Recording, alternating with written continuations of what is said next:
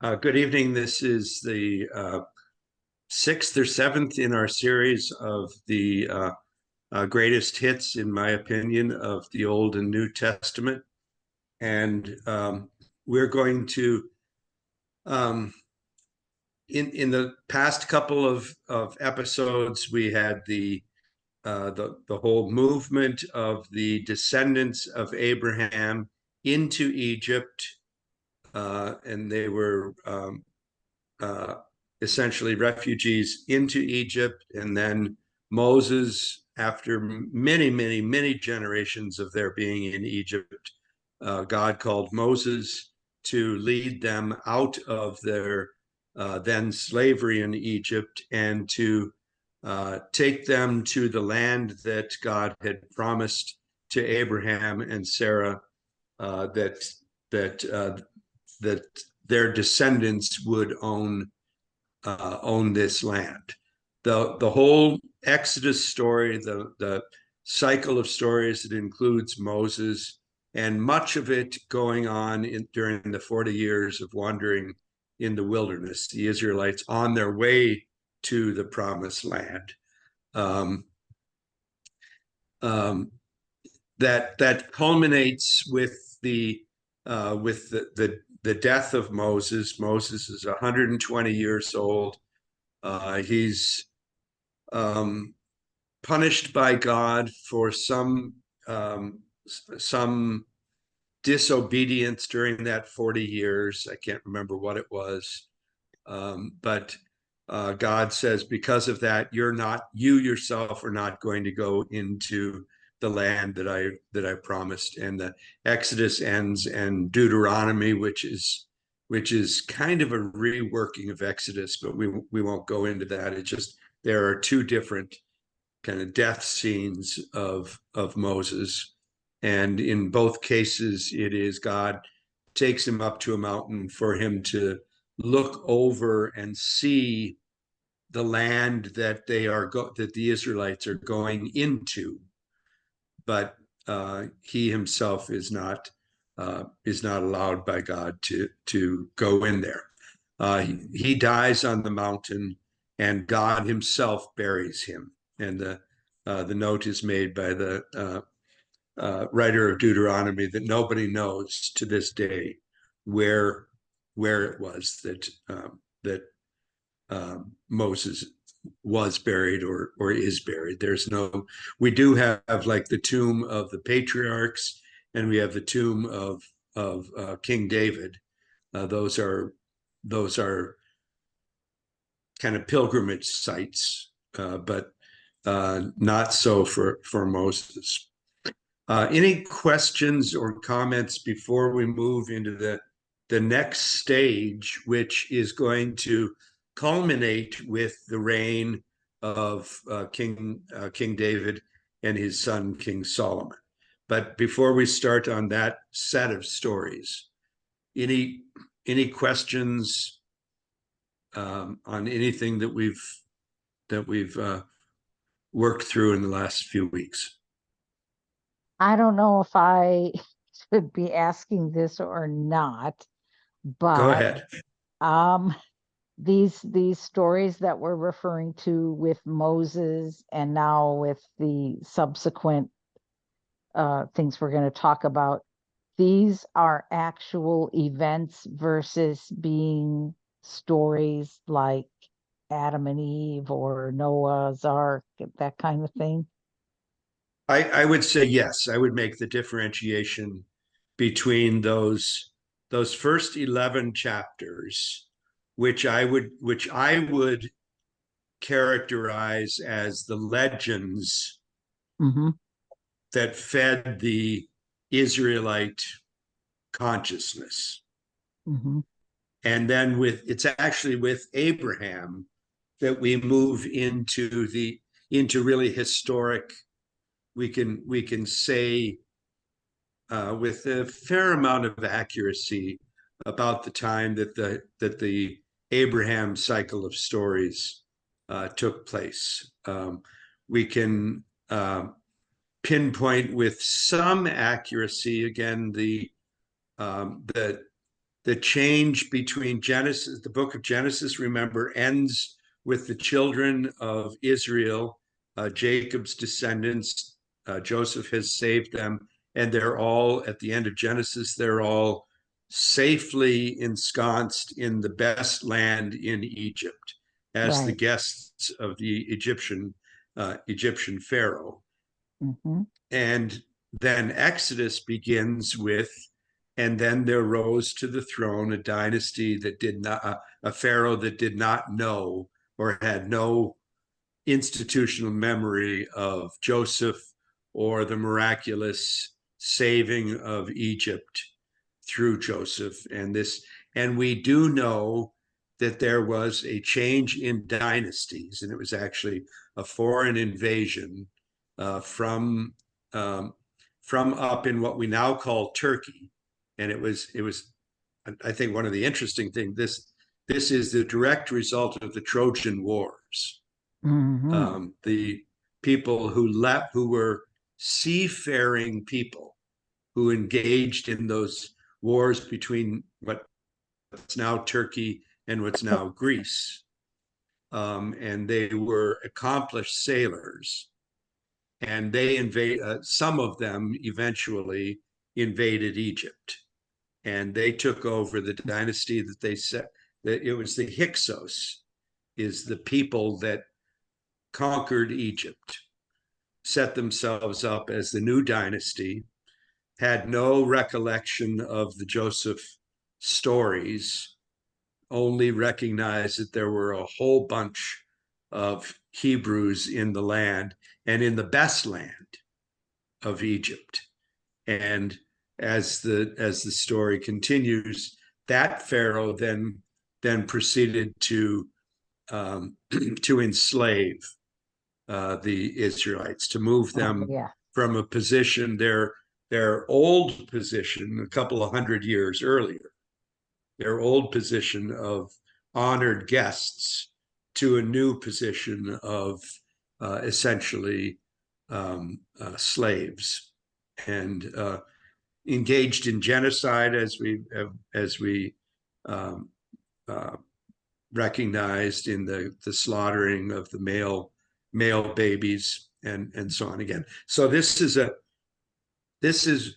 real. This really happened. Okay. Maybe not all of the details, because, for instance, um, just as we've talked about with the Gospels, that they weren't written down, the day after Easter. They didn't sit down and start writing these Gospels.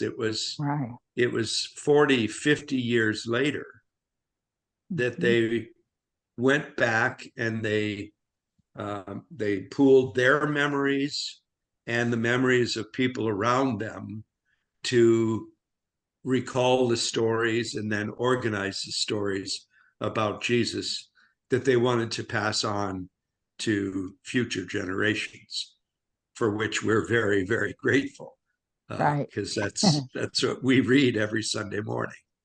Uh, Mhm. so yes, this is historical. Okay. It's not well documented in terms of archaeology. Ah, Um, that's interesting. yeah, there's some hints, but for instance, and this is very pertinent to where we're going on the journey. Moses dies, and his successor is Joshua, who was his assistant.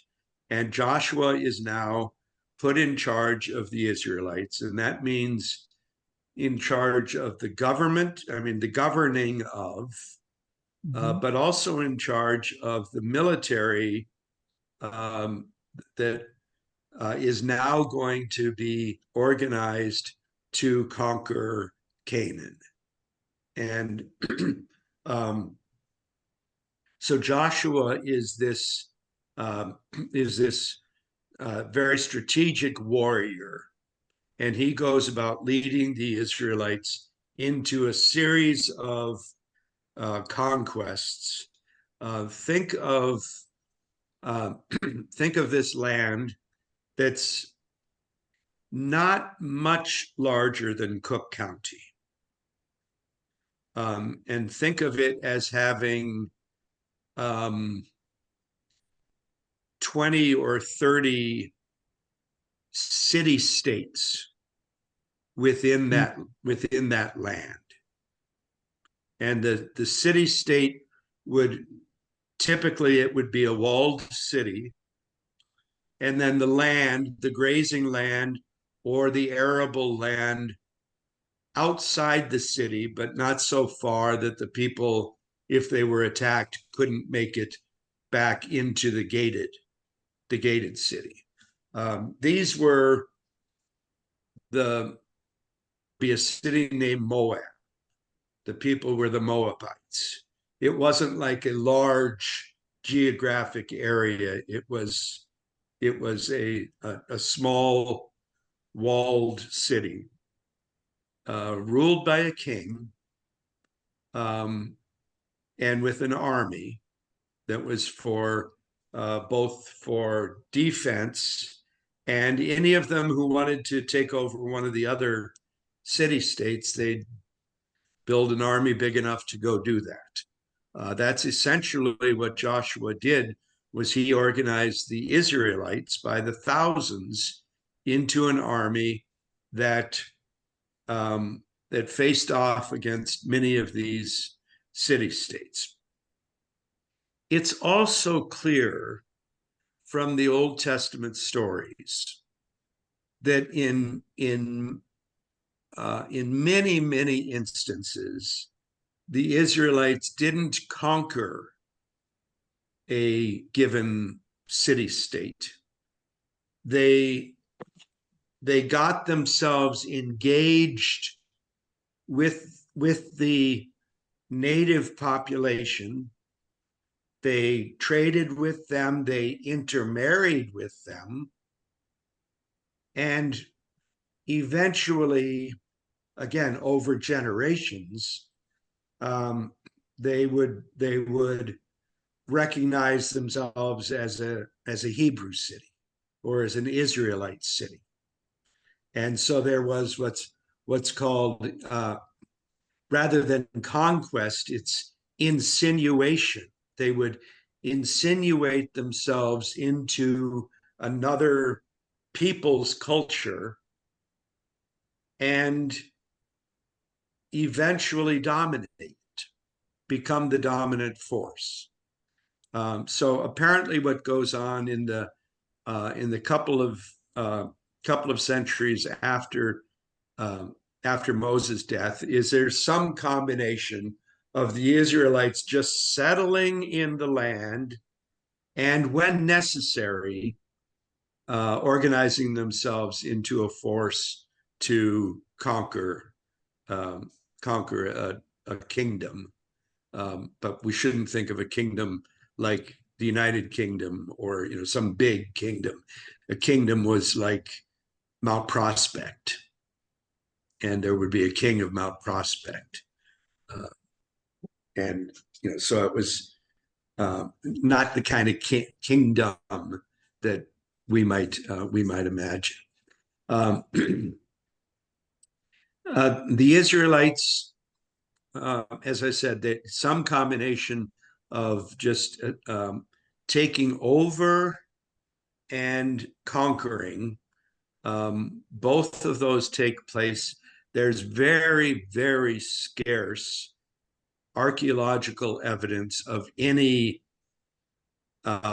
destruction of cities during this era, which is what is described in the Bible, is that cities were utterly destroyed. The best example of that is the famous story of the walls of Jericho. Jericho had a particularly strong wall around its city, and Israelites just couldn't figure out how to breach the walls, and God told them to take the whole camp thousands and thousands and thousands of Israelites and to just march them all around the city, outside the gates, outside the wall, march them around the city. And on the seventh time marching through, they were to make the loudest noise they could possibly muster. And Joshua, instead of saying, now that's a dumb strategy, how is that going to help us breach the walls? Instead, Joshua said, he organized and did what God said.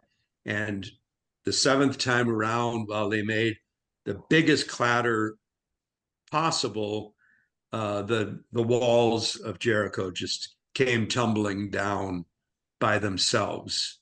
And the Israelites were able to just walk over the rubble of the walls and conquer the city. It's very interesting that the city of Jericho still exists. It's in the West Bank. It's an Arab city. It's under Israeli security control, but it's a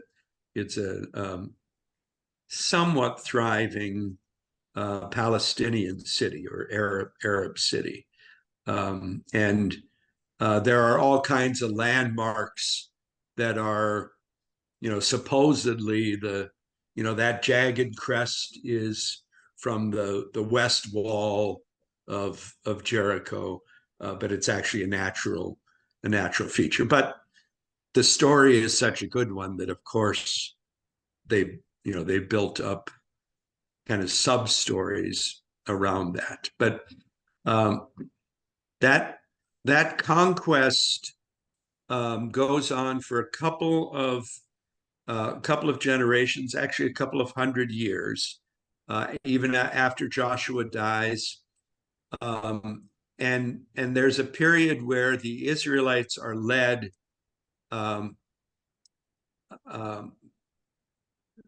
they're led by leaders who come forward in the time of crisis, kind of take the reins of organizing the Israelites to defend themselves or to carry out the next conquest.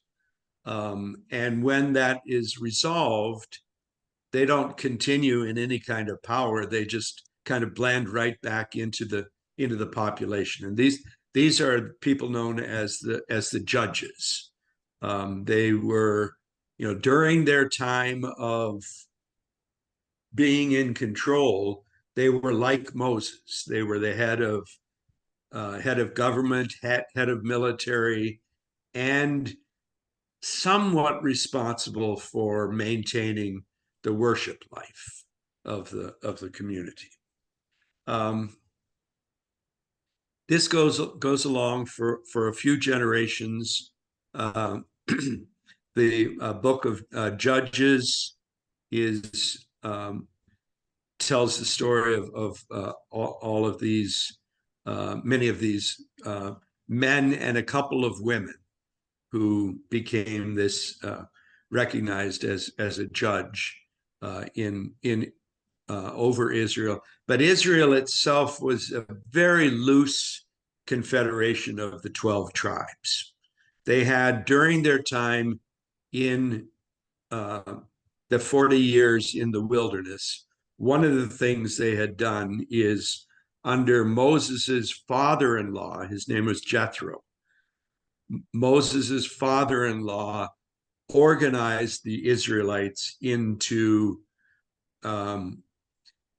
tens and hundreds and thousands, and ultimately it was people were affiliated with one of the 12 tribes of Israel, and that was named for 10 of Jacob's sons and 2 of Joseph's sons. Those were the 12 tribes of Israel.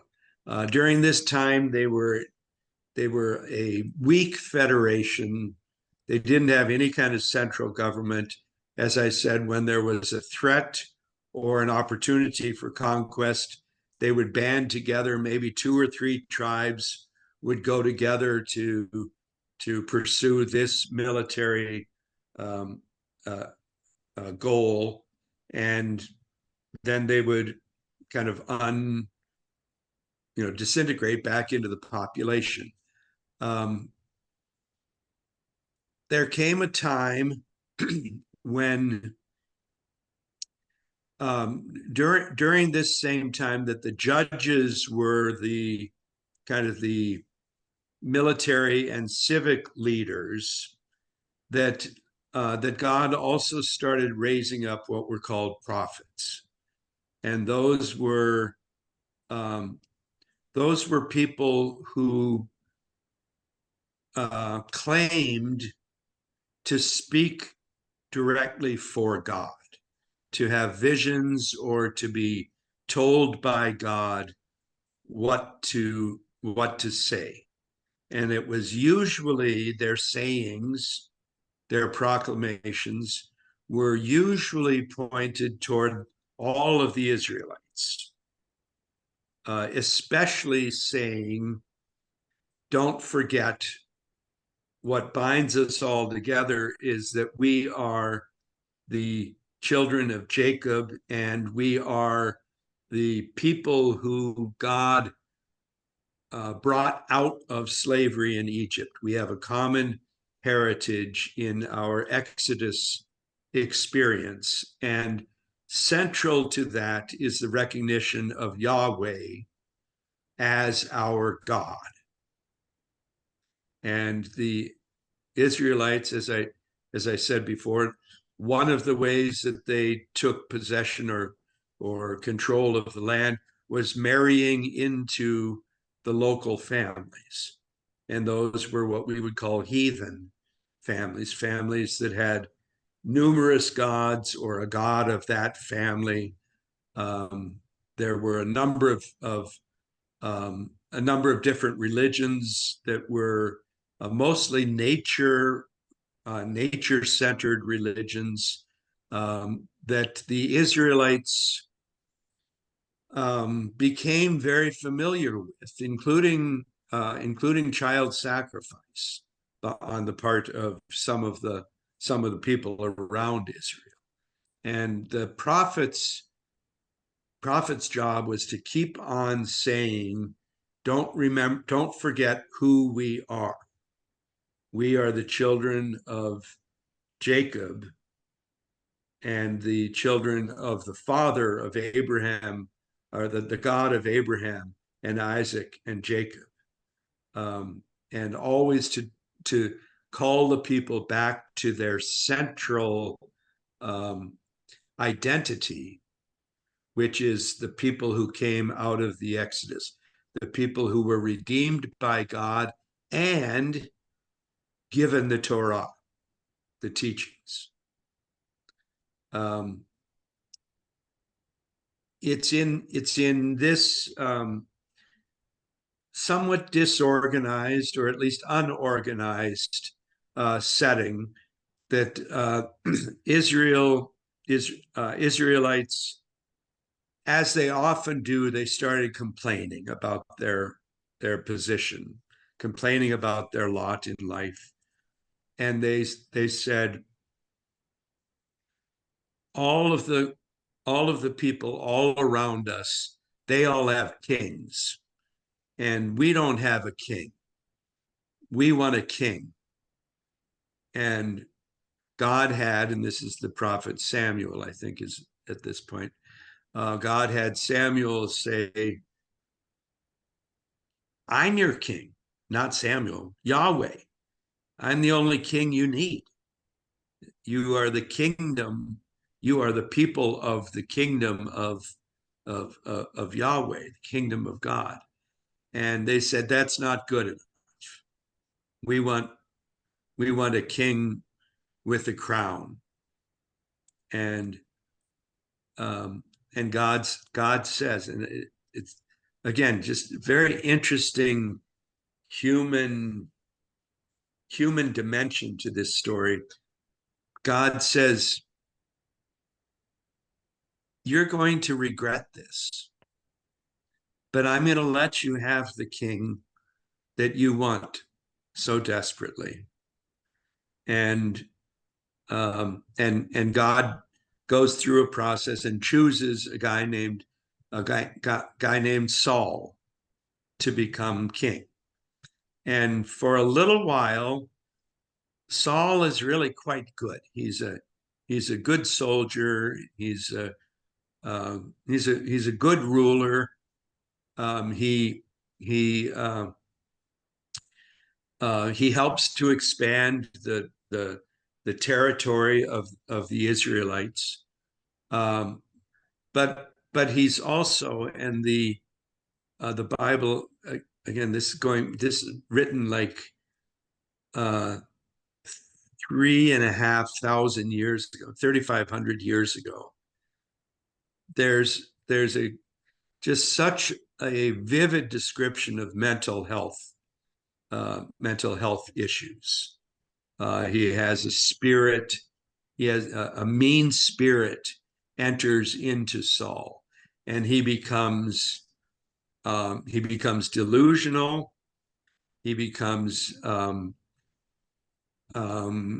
extremely paranoid, and he has these intense headaches, and the only thing that can soothe his headache is the sound of the harp. And now there are two different origin stories told about King David. In one of them, and I'll continue this one. In one of them, it is that one of King Saul's attendants says, he sounds like Mike Drellichar's here. He says, "I know a guy who can harp for you," and he networks, and he says this kid named David. He's the son of a wealthy herder up the street. This David, this young guy David, is really good at the harp. So Saul brings him into the court, and Saul is, anytime that Saul starts to have what we can probably call a migraine, but it's a headache that just puts him down. And he calls David, and David plays the harp, and it soothes the king's mind. Well, as the story continues, everybody at the court really likes David, and he's apparently very good looking and charming.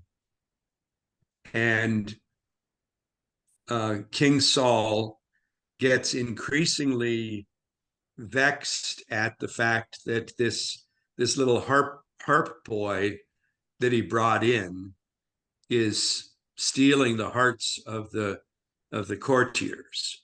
And so he becomes, and it's so interestingly portrayed as he's dependent on David to cure his headaches, yet he's determined eventually to kill David because he's so jealous of David. And what then goes on for a number of years is this very tense relationship between King Saul and trying to track down David. David eventually flees the court, and a bunch of the armies of some of the 12 tribes um, come together and say, Saul is crazy. We need to overthrow him.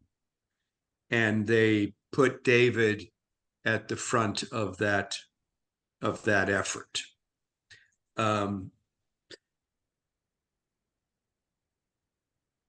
There is another origin story of David, and that is when Saul is going bad, God withdraws the Spirit, what we would call the Holy Spirit, from Saul. He had when Saul was installed as anointed as king, the Spirit of God filled him. And now the story says that God withdrew the Spirit of God from Saul, and then has Samuel, the prophet, start looking for a replacement for Saul. And I'm sure you know the story of God tells Samuel to go down to Bethlehem and to the home of Jesse, and that one of Jesse's, I think it was 7 children, 7 sons, was God's choice to be the successor to Saul. And Jesse prances all his 6 oldest sons in front of Samuel, and each one is handsomer and stronger and more accomplished than the one before. And each one, Samuel says, "Oh, there's no doubt this is the one that God's got in mind." And each time God says, "No, keep going, keep going." And eventually they get to the 6th, and that's all of them. And Samuel says, "Well, that's all the sons you have, right, David? I mean, right, Jesse?" And Jesse says, "Well, there's the little runt kid out in the fields with the sheep, but he's just a kid." And Samuel says, "Go get him." And he comes in, and as soon as he walks through the door, God says, "That's the one." And Samuel anoints him then and there as the new king of Israel.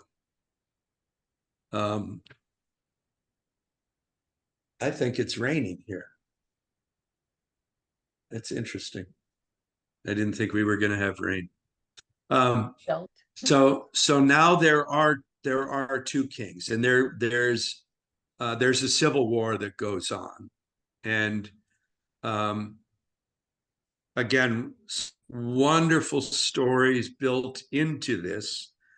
One of them is that during that time that David was in the court serving Saul, he became best friends, bosom buddies, with King Saul's son,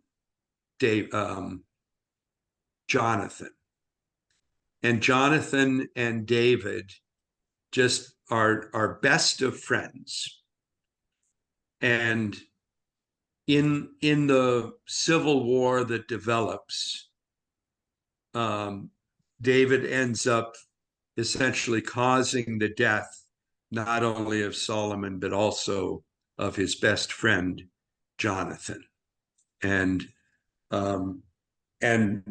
with the death of Saul, then all 12 of the tribes come together and recognize David as king. And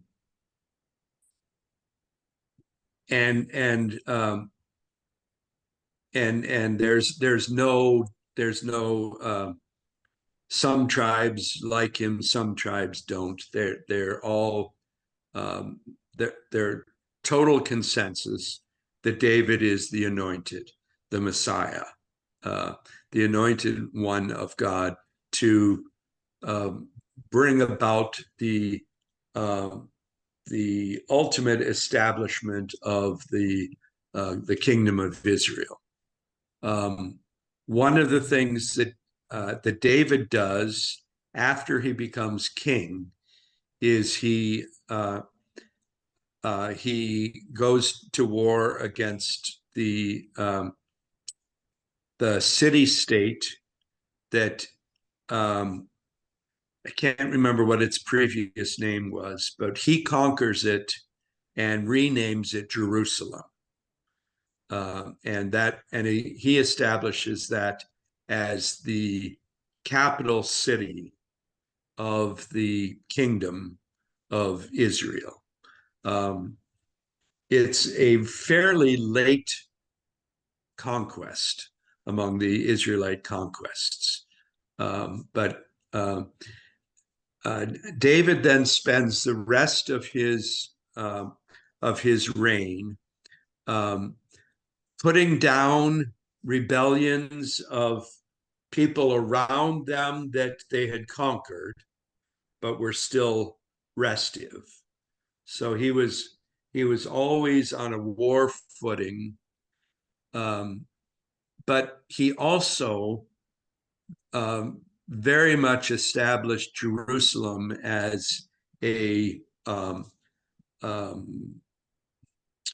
attractive capital city. And the center of that was the royal palace that he had built for himself. He actually took over the royal palace from the king that he defeated, but then he expanded it and everything and established it as his royal palace. All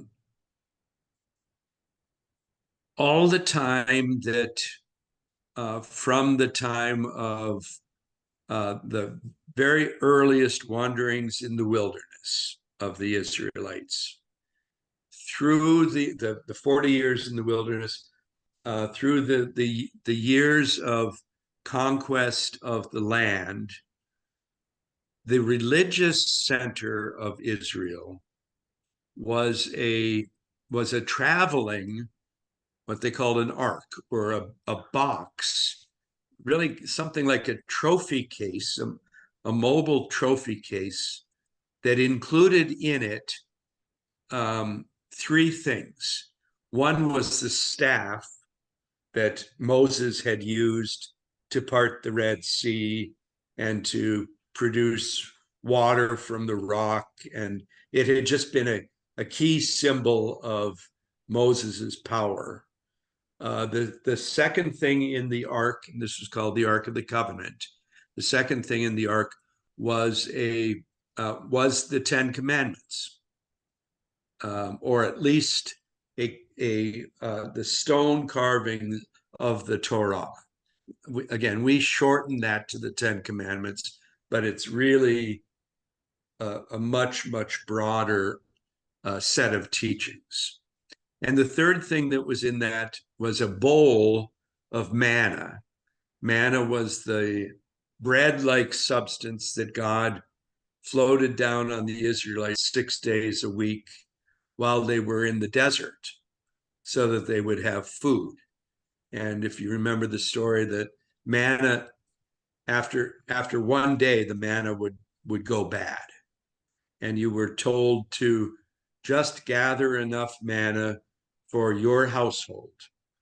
Not any more, but you didn't need to take any less. There was enough to go around.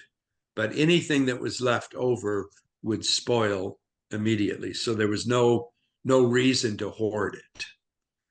This was a bowl of manna that didn't spoil. Obviously, it was miraculously preserved, and it was in this box.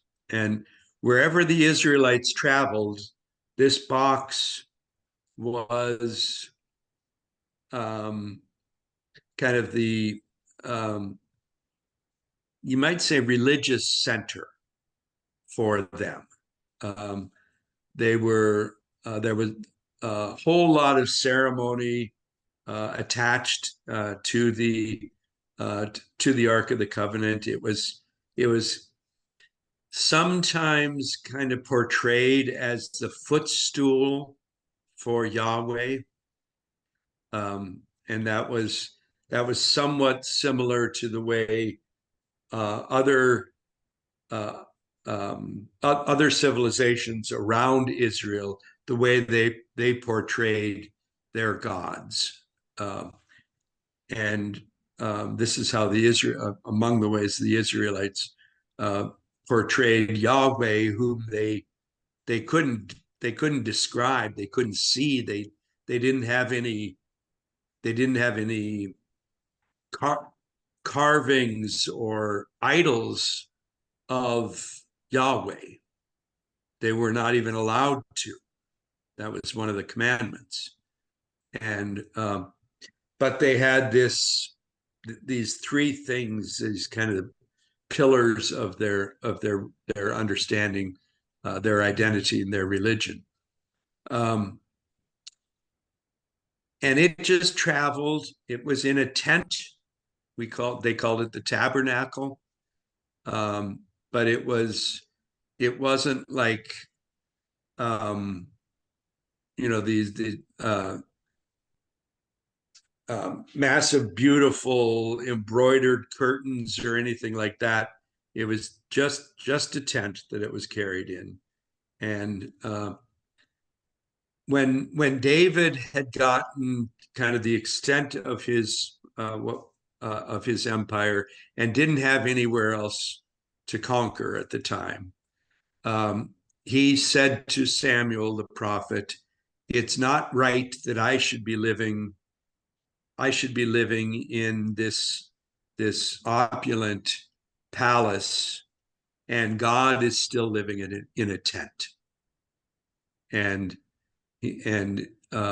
David said, I'm gonna build a magnificent temple for Yahweh. And God replies through Samuel in two very interesting ways.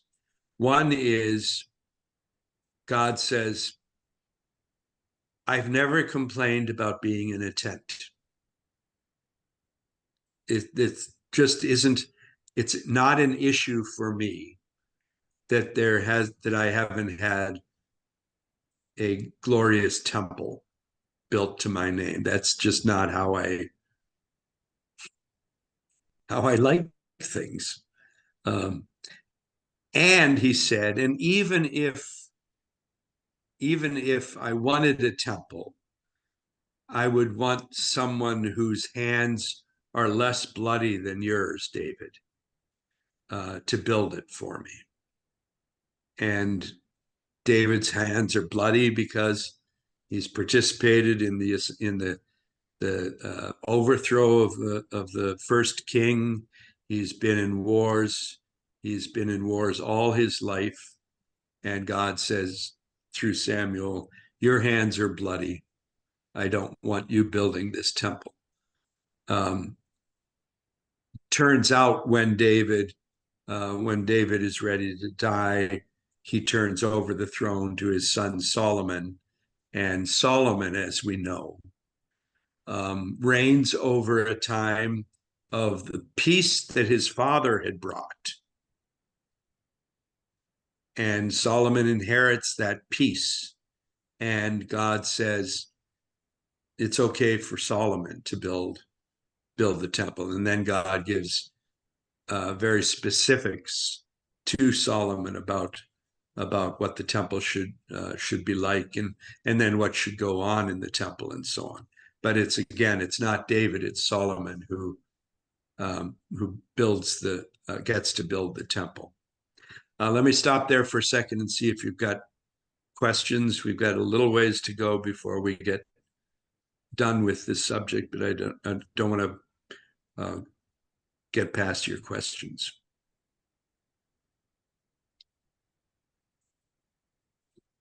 Okay, so we'll go on. So it happens that if you think of your geography, when you know where Israel and Palestine are today, that on the Mediterranean coast, just north and west of there is what we call Asia Minor, what basically the civilization of the Turks, of Turkey. That was an ancient civilization. That's where the Trojan Wars went on. So there's the to the northwest of Israel, I'll call it, is this Asia Minor series of empires.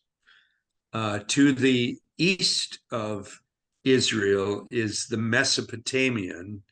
That's where Iraq and Iran are now. I'm sorry, where Iraq is now, and Syria. A little bit east of that is Persia, where Iran is now. That east of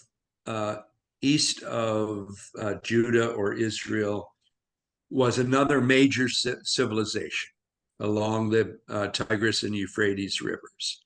And then we also know of Egypt to the southwest of Israel.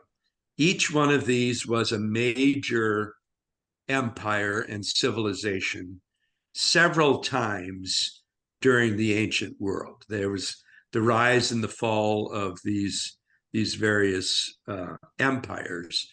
But what they had in common was whenever any one of them was going to war against the other one, the battleground was very often right there on the Mediterranean, where the three civilizations kind of came together, where they met. And so Israel and Palestine was the location of major battles between those three civilizations. It just so happened that around the year 1000 BC, all three of those those major nations, all three of them were in decline. And for a very brief period, not more than about 100 years, Israel was the biggest player in that whole area. It didn't last long, but King David and his son King Solomon reigned and built an empire that stretched almost touching those other three civilizations. And they had both, the Bible tells us, and there is a lot of evidence that there was major trade going on among those three civilizations, all of which went through Israel.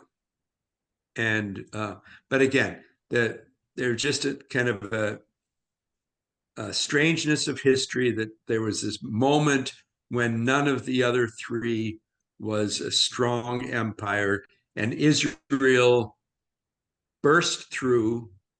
It was kind of like a mushroom. It was there. It was glorious for a century or so, and then and then turned and then was destroyed by civil war. But during that time that David was king and then Solomon was king, again, it was the golden age of Israel.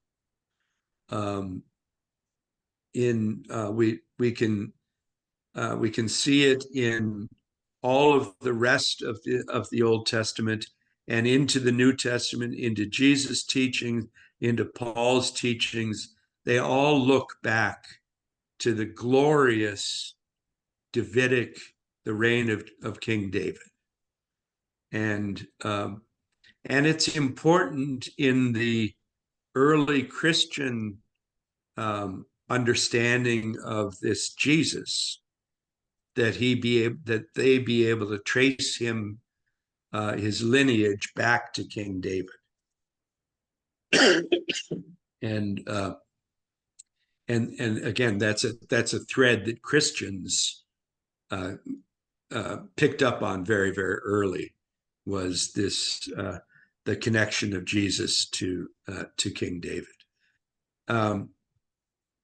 During the time of David, he organized the army. He organized a civil service. He built aqueducts. He did all the big things that big governments, big aggressive, I guess you would say, or bold governments do. And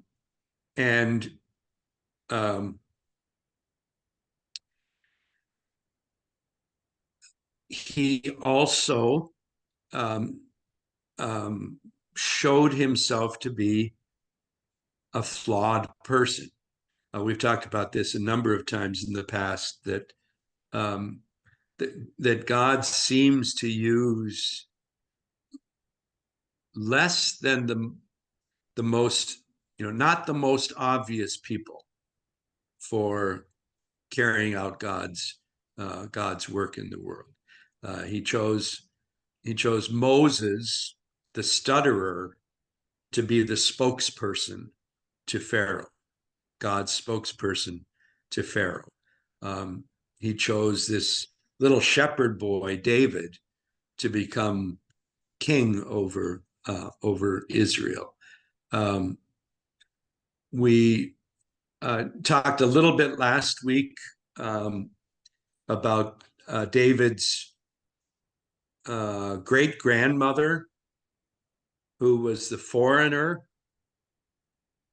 who that Naomi, Ruth's daughter-in-law, who comes from Moab, eventually marries a Jewish man, and there's scandal involved and so on. But what emerges is that Naomi is the mother of Obed, who's the mother of Jesse, who's the father, or is the father of Jesse, who's the father of David. In the story of David, probably the two most poignant, I guess you would say, parts of the story are when he's pretty well established on his throne. His number one son, Absalom,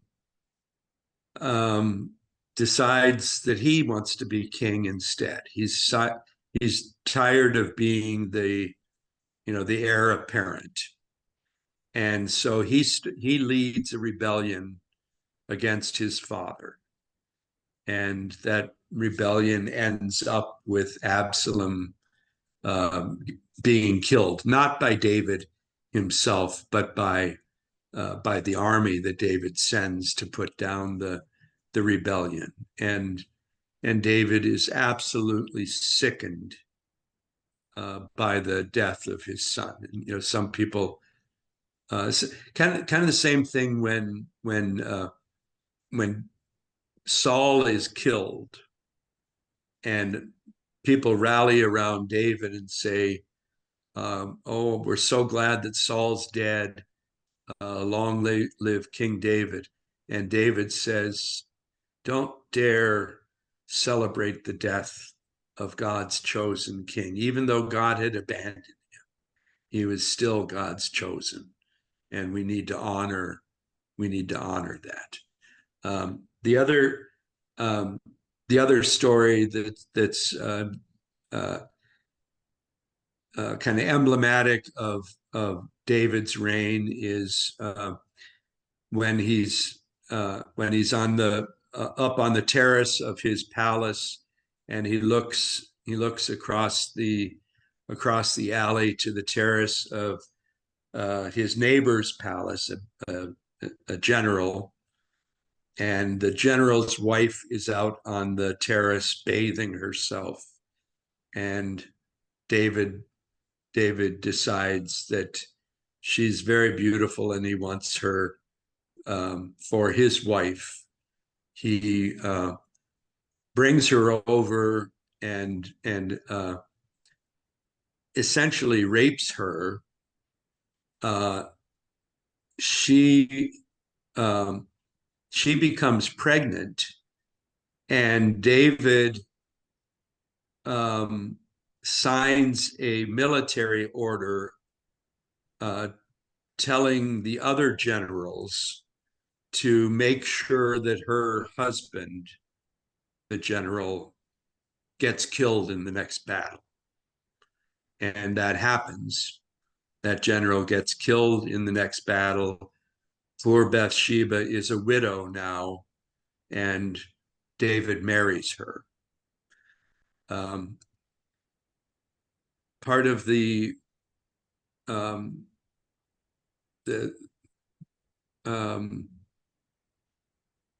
I just think human interest in this story is that when that baby is born, it is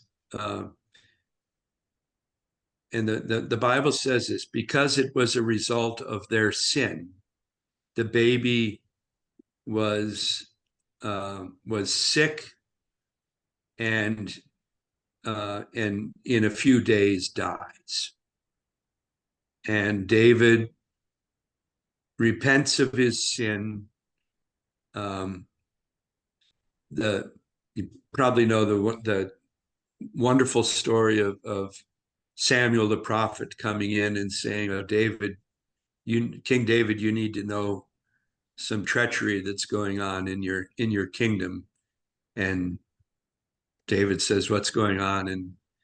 And Samuel tells him the story of the man who has 100 sheep, and somebody comes to visit, and he goes and steals the one lamb that his neighbor has, and butchers that to serve his guest. And David says, that man should be put to death immediately. And I guess it's Nathan, it's not Samuel, it's Nathan, who says, "You're that man. You had access to every woman. I mean, you had probably multiple wives already. Uriah had one wife. You took his wife to be among your wives." And David is very repentant. The baby is born. The baby dies, and then Bathsheba gets pregnant again, and the baby that she has this time is Solomon, the second greatest king in Israelite history. Comes out of this union of adulterous David with rape victim Bathsheba. They're now the parents of the next king. Again, I think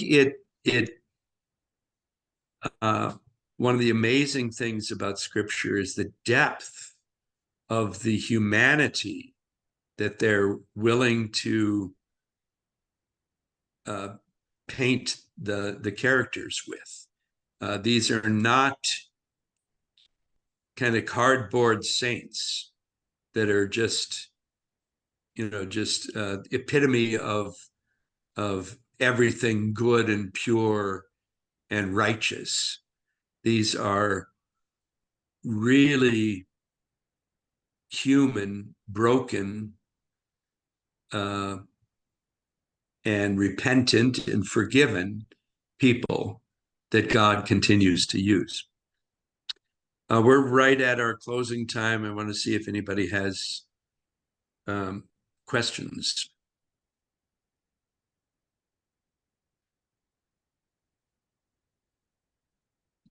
Next week, we will continue. I don't have my paper in front of me. I can't remember what the topic is next week, but I'll try to remember to announce it on Sunday. The following week, we will not have Bible study.